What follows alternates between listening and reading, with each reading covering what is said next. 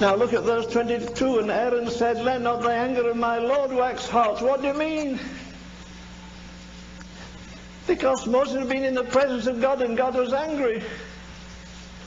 And he taught holy anger. The man that teaches you that the Holy Ghost is only joy and fire, he doesn't know a thing about the Holy Ghost. You'll get angry someday. I get angry. I'm angry now. How much longer do you think God's going to put up with the sin of America?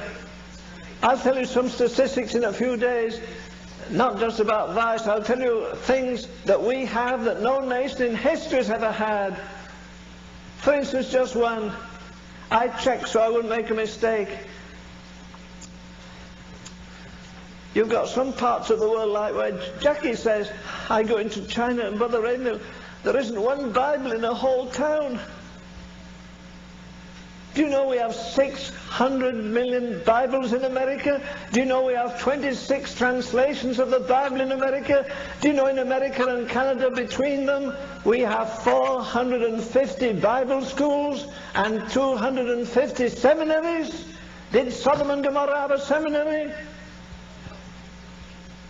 Did they have a Bible school?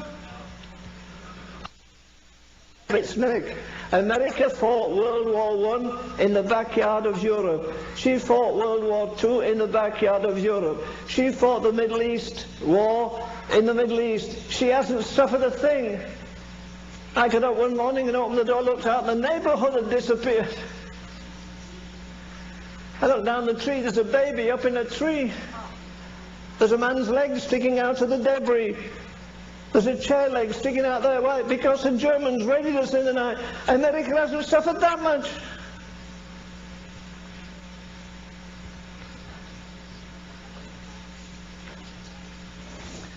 I'm trying to warn you that we're heading for trouble.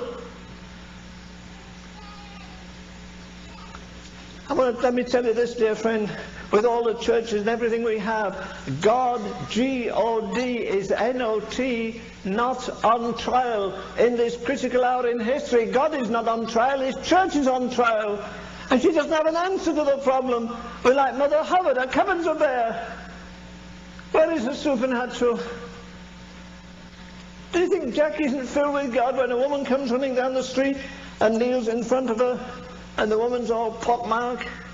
She's prostituted 40 years, and she says tremblingly, Jackie, Miss Jackie, please take the devil out of me.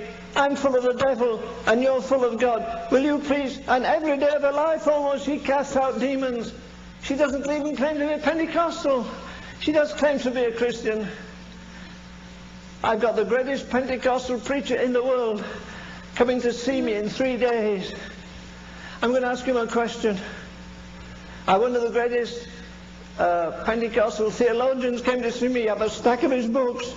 And I said, I'm just reading the history of Azusa Street by Bartleman. And it says on, after the fly page, the first page, it says on the second page, there are 70 million Spirit-filled Pentecostals in the world today. And I said to him, listen, tell me this. Is this record true? Are there 70 million Spirit-filled Pentecostals? Oh no, Mr. Ravenhill.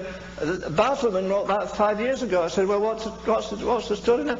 And he said without blushing, he said, Mr. Ravenhill, there are 120 million charismatic and old-style Pentecostals in the world today. Well, he was near enough, dear lady. I could almost finger in his hand, and I said, listen, tell me this. I know you've written stacks of books on theology. I know there are 120 Pentecostal churches in Dallas and nobody knows they're there. You admit, he said, no, there are not 70 million Pentecostals. I said, is a Pentecostal a man that's full of the Holy Ghost and speaks in tongues? Yes. He said, there are 120 million of them in the world. I almost knocked his head over, but I said, well, brother, tell me this, were there 120 million in the upper room? Oh, no. I said, well, what's the difference between their baptism of the Holy Ghost and yours? Don't tell me it's tongues. Every devout Mormon in Salt Lake City speaks in tongues. It's part of their religion. Spiritists speak in tongues. Who cares a hill of beans if you speak in tongues, if you're bad-tempered, if you're jealous, if you get the last ounce of money out of somebody, the last ounce of work out of somebody? Come on! We're 1,000,000 miles removed from apostolic Christianity.